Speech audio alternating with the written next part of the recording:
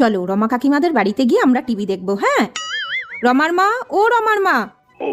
হ্যাঁ বলো, আমাদের টিভিটা না 2 দিন হলো খারাপ হয়ে গেছে, আর ও খুব কার্টুন দেখবে বলছে, একটু দেখতে দাও না। টিভি দেখবে? ঠিক আছে এসো, এখানে বসি। হ্যাঁ বাবা, নাও দেখো।